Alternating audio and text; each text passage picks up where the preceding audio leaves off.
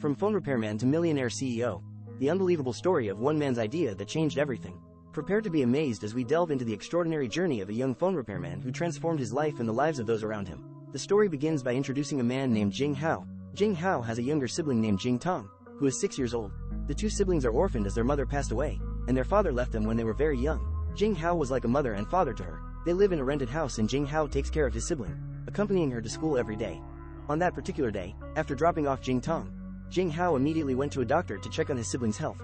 He discovered that Jing Tong has a serious heart condition, which suffocates her from time to time, which is hereditary as their mother had the same illness before she was hospitalized and eventually passed away. The doctor said that Jing Tong's condition will worsen when he reaches the age of 8 and above if he is not operated on immediately. Jing Hao pondered on how to afford the operation for his sibling, but due to their poverty, he felt helpless. That evening, Jing Hao received a call from his friend, Ji Yang, who works at a warehouse. Ji Yang showed him a pile of unused cell phones, explaining that they were all left behind by an import-export businessman who is currently imprisoned due to his 2-year outstanding rent debt to the warehouse. Ji Yang told Jing Hao that all the cell phones need to be removed from the warehouse as the vacant space will be used for other purposes. So, Ji Yang offered Jing Hao to buy the cell phones for 100,000 yen, with the intention of repairing them and selling them at a higher price to make a big profit. After returning home, Jing Hao immediately checked the quality test files of the cell phones and discovered that they did not pass the quality control.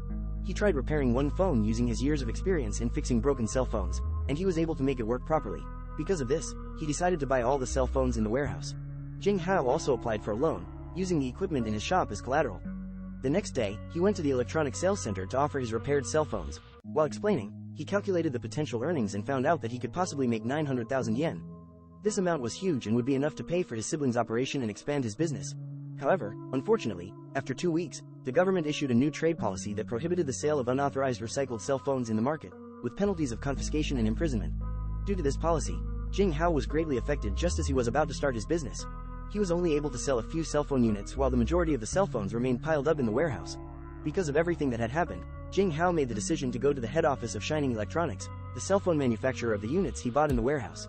He met with the manager, Lai Ping, and proposed offering spare parts of the repaired cell phone units to the market. Jing Hao mentioned that these parts had great potential in international big markets and that their business could become a successful industrial chain. However, Lai Ping refused Jing Hao's proposal because he knew that none of the units Jing Hao had passed the quality control test. Jing Hao confidently responded, stating that he could make all of them pass the test. Because of this, Lai Ping reluctantly accepted Jing Hao's offer. After that day, Jing Hao worked diligently every day, dissecting cell phone parts from large to small. It wasn't easy, but through his determination, he managed to finish everything, including creating a guidebook for the cell phone units he repaired. Afterward, the parts underwent the quality test, and the result of Jing Hao's hard work paid off. All the parts he made passed the quality test. Jing Hao hurriedly went to Lai Ping, who was currently with the managing director of Shining Electronics, Mr. Zhao. Jing Hao informed them that the parts had passed the quality test and reminded them of their agreement to purchase the units and parts once they passed. However, Lai Ping responded by saying that he made no promises and told him to stop pursuing it because he was just a 20-year-old cell phone repairman. This greatly disappointed Jing Hao. After this incident, Jing Hao did not give up and waited for another chance to talk to Lai Ping and Mr. Zhao. He explained his business proposal, which was similar to the offer he made to Lai Ping before. Mr. Zhao is not responding, and he said that he doesn't have time because he might be late for the train. However, they simply left and ignored the poor repairman. Nevertheless, Jing Hao did not lose hope and attempted to follow Lai Ping and Mr. Zhao using his motorbike. He maneuvered through the traffic, almost playing a game of tag with the cars on the road due to his urgency. Luckily, Jing Hao managed to arrive on time and catch the train that Mr. Zhao was on. While inside the train, facing Mr. Zhao, Jing Hao requested to be given a chance to explain his business proposal. After hearing Jing Hao's presentation, Mr. Zhao stated that he doubted Jing Hao's ability to fix all the units he had. Jing Hao immediately asked if they would buy all the units if he managed to fix them all. Mr. Zhao quickly responded and agreed, but with a few conditions: no advance payment, Jing Hao would be responsible for the factory and workers, and if all the cell phones did not pass the quality test in the end, Mr. Zhao would not pay. In the end, Jing Hao accepted the challenge and was told to call Lai Ping when the units were ready. After a few days, after being unable to repay the loan he took, Jing Hao's belongings in his shop were seized, and he had to sell his motorbike to have some money to start his plans. Afterward, he went to his friend Mayu to ask for a job, and Mayu gave him a job as a window glass cleaner in a large building. The next day, after finishing his work, he met up with his friend Liang and they found a place to rent for setting up a small factory for manufacturing cell phone units. Together with Liang, they worked to clean the place and prepare it for their operations. After cleaning, they also moved the pile of units that needed repair. They immediately started looking for workers, but because Jing Hao couldn't afford to pay the standard salary, they were advised to hire retired workers instead. They first found Conmoy, who used to work in an electronics company but had difficulty hearing due to an accident. Jing Hao had to shout for Conmoy to hear him.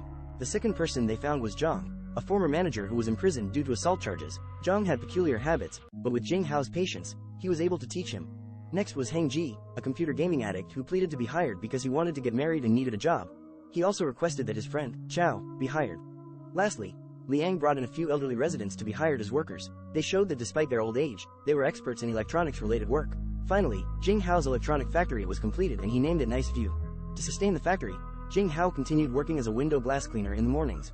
Meanwhile, Jing Tong's condition did not improve, and he still needed to take medication every day. Jing Hao had no choice but to take even better care of his sibling to prevent him from feeling even more sad. Weeks passed, and Heng Ji got married. All the factory workers, including Jing Hao and Jing Tong, were invited to the wedding. After returning home, Jing Hao and Jing Tong were forced to leave their rented house due to 3 months of unpaid rent. With nowhere else to go, they decided to stay temporarily at the factory. Jing Hao was deeply hurt to see his siblings sleeping in an uncomfortable place, but he couldn't do much due to their poverty. Because of this, Jing Hao became even more determined. During the day, he worked as a window cleaner, and at night, he worked at his factory. However, Jing Hao's hardships didn't end there. The owner of the rented factory talks to him, demanding payment for 2 months' rent. Jing Hao asked for an extension from the factory owner, but he was only shouted at and told to leave. One day, during a heavy rainstorm, Jing Hao intercepted Lai Ping's car. While in the car, Jing Hao knelt down and begged Lai Ping to lend him 100,000 yen due to his difficult situation. However, Lai Ping refused and explained to Jing Hao that Mr. Zhao agreed to his proposal because he gained Mr. Zhao's respect through his displayed determination. But now, if Mr. Zhao sees him losing hope, does Jing Hao think that Mr. Zhao would still trust him? After hearing everything Lai Ping said, Jing Hao understood clearly that he needed to fulfill the challenges he accepted. The next morning, Jing Hao found that the roof of the place where he stored the other cell phones had been destroyed by the storm. Following this, the landlord informed him to pack up his belongings within 3 days because someone else would be using the rented space. Jing Hao felt disheartened by the consecutive events and shared the bad news with his colleagues at the factory. There were only 2 weeks left before the units were to be delivered to Mr. Zhao, but Jing Hao no longer had the money to pay his worker salaries at the factory. While Jing Hao was feeling troubled and overwhelmed, his workers suddenly offered to be paid after the delivery. They also said that they could take the work to their respective homes to complete it and meet the deadline. Told Jing Hao not to shoulder the problems alone because, no matter what happens, they are like a family. Afterward, they continued the work from their own homes. For the meantime, Jing Hao and Jing Tong stayed at a nursery home. One night, Jing Tong woke up and expressed his gratitude to his brother for his efforts. After a few more days, they finally completed the work and successfully delivered the units for quality testing.